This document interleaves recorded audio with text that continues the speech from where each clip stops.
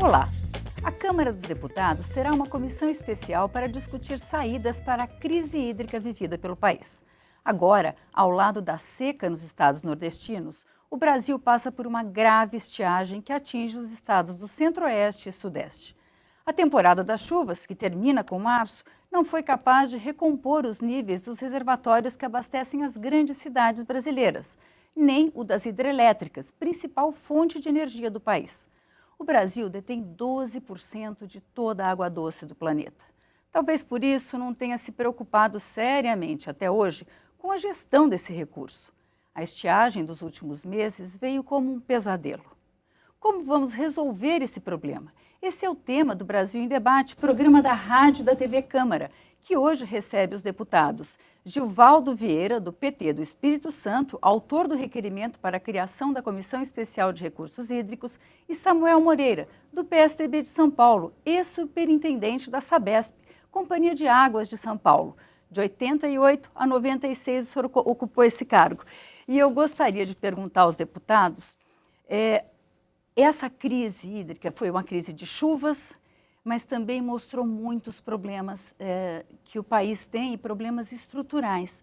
Uma delas, deputado Samuel, é a questão da perda da água potável, né? O São Paulo tem uma perda que, se não me engano, perto de 30%, que é um dos índices baixos de perda de água na rede que transporta essa água para a casa das pessoas, para as indústrias. Alguns estados chegam a 70%. Esse é um problema que deve ser enfrentado, inclusive, aqui pelo Congresso, a questão do saneamento, né, de dinheiro para resolver esse problema, não, deputado? Não é uma perda tão baixa. Na verdade, São Paulo hoje, a Sabesp perde algo em torno de 23% do que produz na rede. É o menor índice de todo o país, de todas as empresas de saneamento. Mas alguns estados têm 70%. Sem dúvida. Quer dizer, Estados que ainda em termos nacionais. Tem muita perda na própria rede, perda física da água na rede. Por que se É perde necessário essa que se haja investimento nisso. Existem países com índices bem menores. O Japão está abaixo de 2 dígitos. O Japão hoje perde em torno de 8%. Então é preciso um combate a essas perdas, é preciso investimentos nessa área. E a Sabesp tem atuado melhorando esse indicador no decorrer dos anos. Como é que se perde a água, como é que se recupera? Quer dizer, no que a gente tem que fazer para evitar essa perda? Consertar os vazamentos das redes, dar manutenção nas redes que são antigas, fazer troca de redes que são muito antigas e melhorando essa condição, fazer acompanhamentos, ter geofonamento com geofones para poder detectar esses vazamentos, fazer campanhas para que as pessoas possam avisar ao encontrar um vazamento na rua. É preciso que haja um combate permanente à diminuição das perdas. Eu quero reafirmar, a Sabesp vem fazendo isso com muita frequência e vem baixando bastante esse índice, que hoje é algo em torno de 23%, 24%, é o menor de todo o país. Agora, precisa fazer um trabalho ainda permanente no sentido de diminuir mais ainda. Deputado Gilvaldo, em que sentido a comissão pode discutir e propor melhorias nessa área de saneamento? Vânia, nós estamos diante de um dos maiores dramas da população brasileira na atualidade, que é a escassez de água disponível para o ser humano.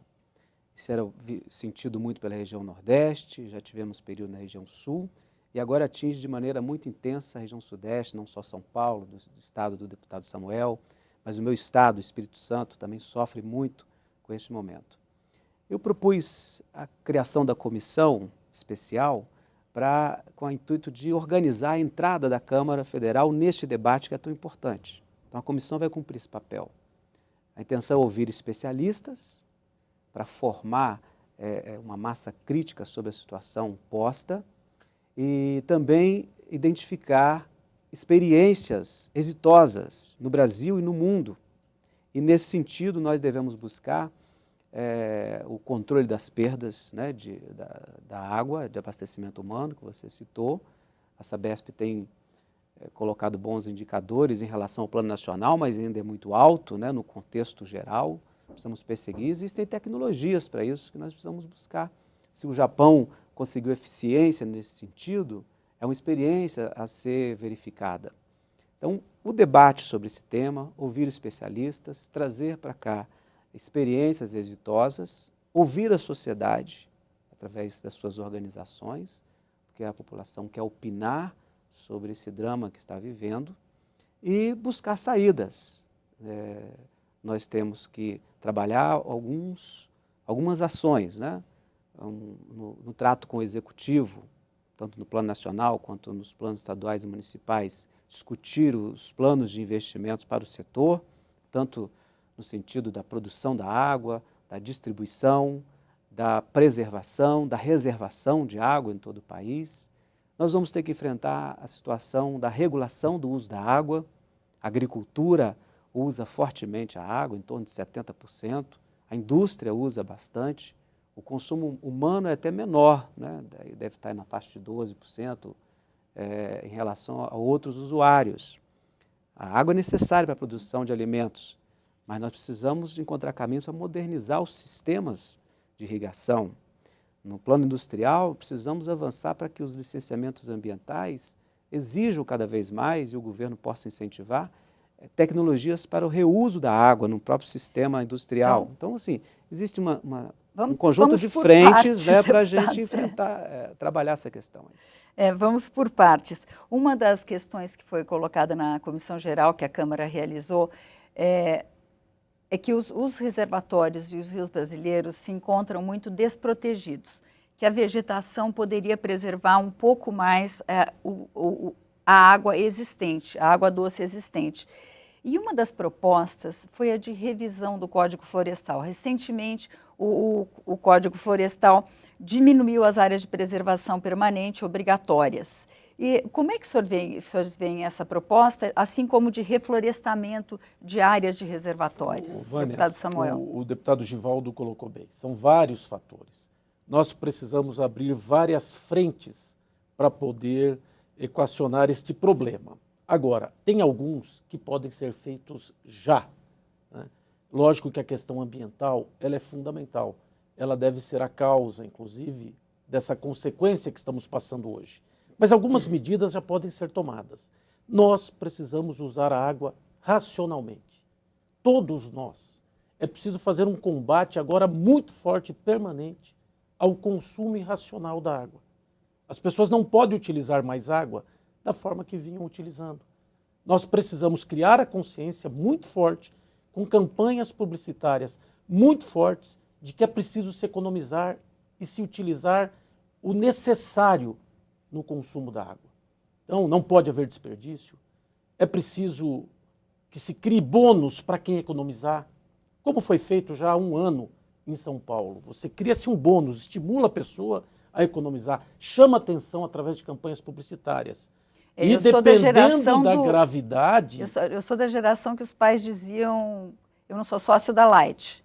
Então é melhor eles aprenderem a falar, eu não sou sócio da Sabesp também. Na verdade, nós jamais imaginávamos que a nossa geração fosse discutir o problema de água com tanta intensidade como estamos discutindo agora. Que esse problema chegasse tão cedo para nós. Nós imaginávamos que a água é um bem muito valioso, que no futuro poderia fazer falta, mas no futuro muito longe. As pessoas não imaginavam que pudesse ser agora. Mas o fato é que chegou, porque nós estamos com uma estiagem muito grande. São 84 anos, quase 100 anos, que não tinha uma estiagem tão grande como essa. E agora os reservatórios estão com dificuldade, a produção está mais difícil. Nós tivemos problemas de ocupação em áreas urbanas muito fortemente. O país virou um país urbano, com muitas dificuldades de mobilidade, com outras dificuldades. E a água virou um problema que nós precisamos, nesse momento, combater dessa forma, com outras iniciativas, como disse o deputado Givaldo. Nós precisamos aumentar a produção, nós precisamos fazer interligação de grandes reservatórios, porque fazer reservatórios não é fácil, tem impacto ambientais muito grande, são obras extremamente caras, portanto, interligar os reservatórios que já existem para um contribuir com o outro, porque às vezes um reservatório está vazio, o outro está cheio. Chove num lugar e não chove no outro. Isso eu gostaria nós temos, Vânia, só para concluir, nós temos estados como o Acre que estão cheios de água, né? Estão inundados praticamente, e estados faltando água. Portanto, nós temos em São Paulo reservatórios com muita água e outros reservatórios, por exemplo, sem água, que poderiam estar interligados para poder um ajudar o outro. Nós precisamos fazer investimentos, Precisamos aumentar a produção, mas nós precisamos utilizar nesse momento rapidamente, com muita racionalidade, a água. Então, essa é uma questão que precisa ser um combate permanente ao consumo irracional. Sejam com aumentos de tarifa, nós precisamos equacionar essa situação. Nunca é bom apertar pelo bolso, mas não é possível mais desperdício. Os municípios, por exemplo, não é possível lavar uma calçada mais com água tratada. É preciso utilizar o reuso da água, coleta do telhado, coleta de algum lugar. Mas os a água municípios tratada, lavam as ruas, praças. talvez tenha que multar. Antes não se multava, mas talvez tenha que multar para disciplinar. Deputado Givaldo, essa questão da educação. O Brasil não tem nenhuma educação de uso da água. Será que cabe uma intensa campanha, uma campanha do governo federal que tem uma abrangência maior, para que o brasileiro entenda que a água não é uma coisa infinita, porque é fácil abrir a torneira, né? Eu penso que sim. Uma das linhas de trabalho que pretendo propor à comissão é, num diálogo com o MEC, com o Conselho Nacional de Educação, com todas as representações, que a gente discuta a maneira de incorporar ao sistema educacional brasileiro formas de se preparar o cidadão desde a tenra idade, durante o processo educacional, prepará-lo para lidar com a água. Nós não fomos preparados para lidar com a água.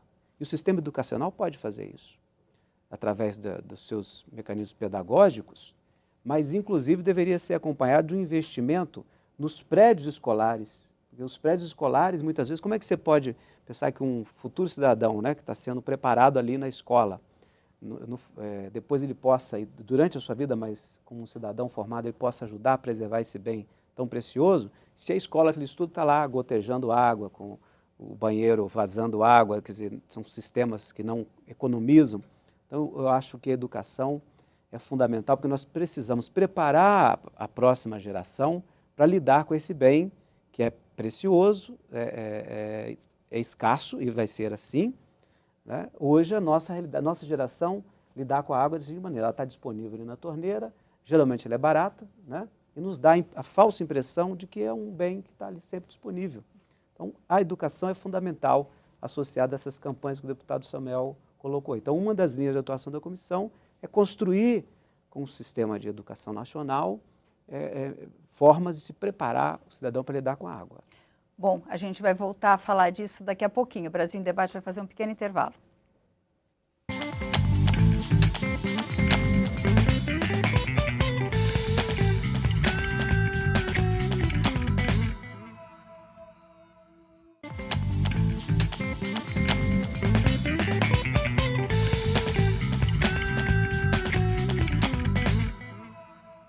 Estamos de volta com o Brasil em Debate, hoje discutindo a crise hídrica com os deputados Samuel Moreira, do PSDB de São Paulo, e Givaldo Vieira, do PT do Espírito Santo.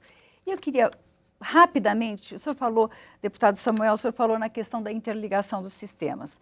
São Paulo está pensando ou começando a articular, jogar a água da represa Billings para o sistema Cantareira, para a parte que é abastecida pelo sistema Cantareira. E a represa Billings é uma represa bastante contaminada. E, independente desse caso, quer dizer, essa interligação de sistemas, existe a possibilidade, como tem alguns técnicos falado, de você contaminar todo o sistema? Quer dizer, quando essa água... Ou você trata, e quanto custaria isso, se é muito caro? As análises todas da qualidade de água é feita, não é nada... Não existe tem água que pode se tornar tranquilamente potável, como as mais diversas águas que a Sabesp coleta, trata e faz uma distribuição absolutamente responsável dentro dos padrões da Organização Mundial de Saúde. Isso é muito caro para tratar, são investimentos. Uma água contaminada? Vamos pegar... Não, tratamento adequado, necessário. O caro talvez, eu não tenho uma ideia do preço disso agora, mas o problema é a ausência do produto para as pessoas. Então, vai se fazer um investimento necessário. Agora, as interligações são muito importantes. Nós estamos com investimentos programados. O governador Geraldo Alckmin esteve aqui algumas vezes com a presidenta Dilma, no sentido de estabelecer a interligação de 800 milhões de reais, quase R$1 bilhão, que é do sistema que liga ali o sistema de Jaguari a Atibainha.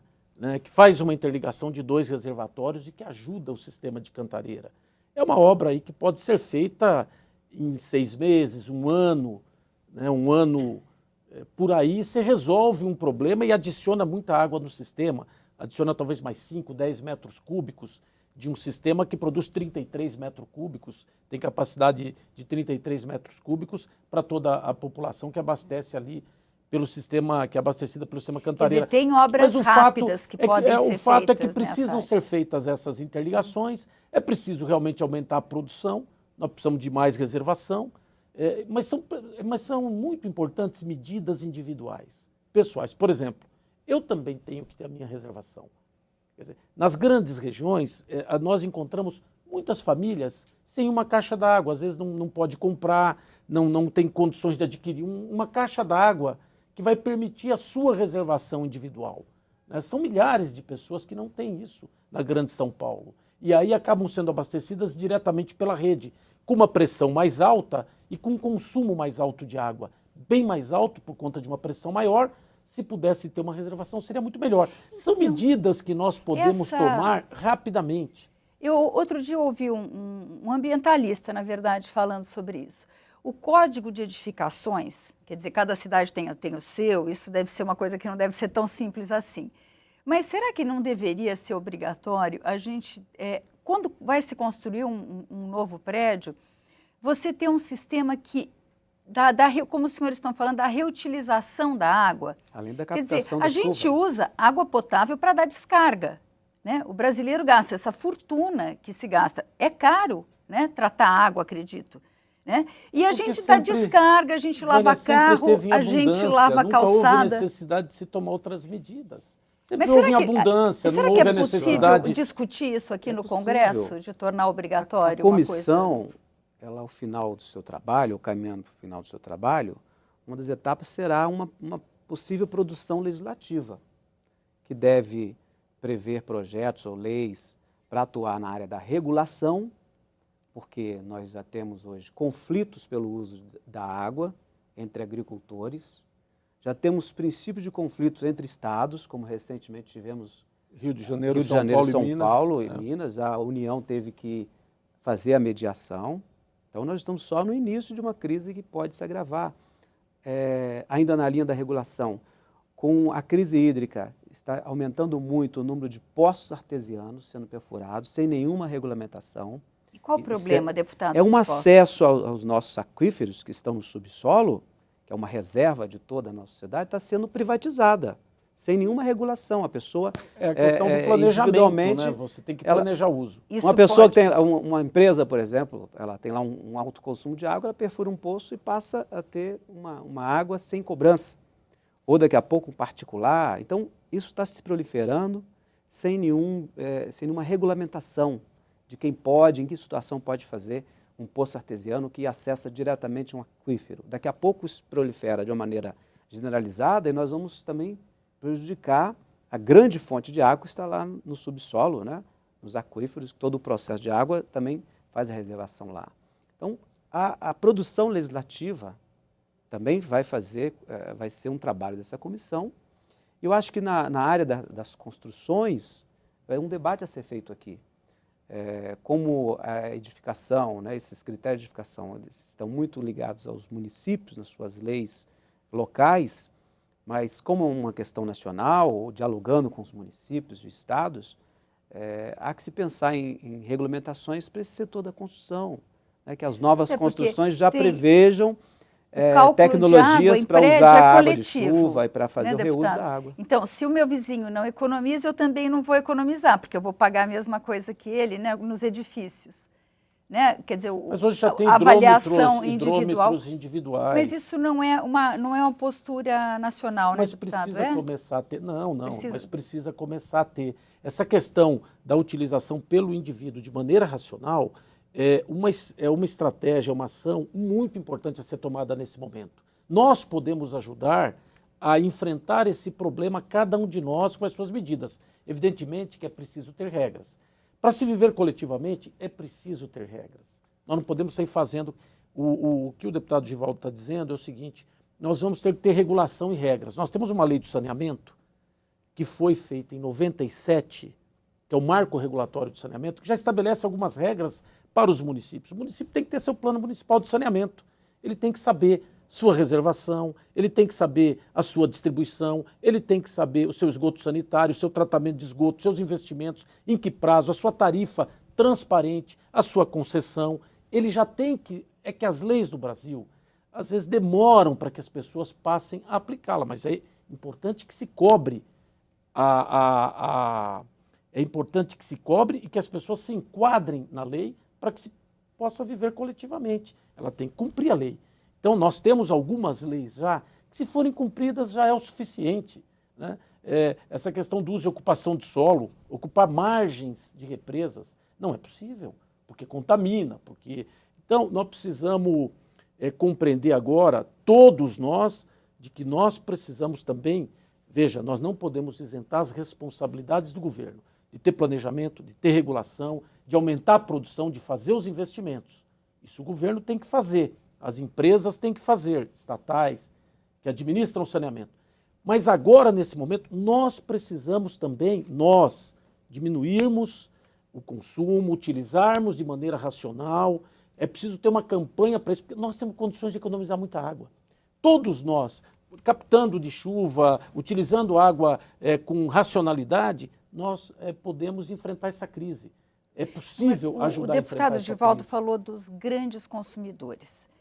Existe um certo escândalo, porque os grandes consumidores têm tarifa especial, mas, na verdade, também tem a ver com o papel econômico, da economia de produção, da indústria.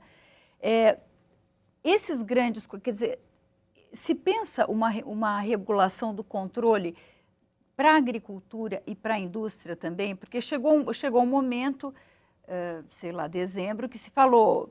Se faltar água para consumo humano, a gente para de fornecer para a indústria. Mas aí você também para a economia de um estado, por exemplo, como São Paulo. Os preços sobem, a inflação dispara, isso ajuda. Mas existe uma forma de melhorar o consumo na indústria e na... Na agricultura, nós precisamos de incentivos dos governos para que os sistemas obsoletos de irrigação sejam substituídos. Hoje nós temos muitos sistemas de irrigação que fazem um desperdício muito grande de água. Já existem tecnologias mais avançadas para irrigar áreas agricultáveis com uso muito menor de água. Então, ali é o uso da tecnologia, o incentivo para isso. É preciso que o governo tenha políticas públicas e crédito disponível associado às leis, não só a cobrança, mas também criar as condições para isso. A indústria de metais, por exemplo, é uma coisa...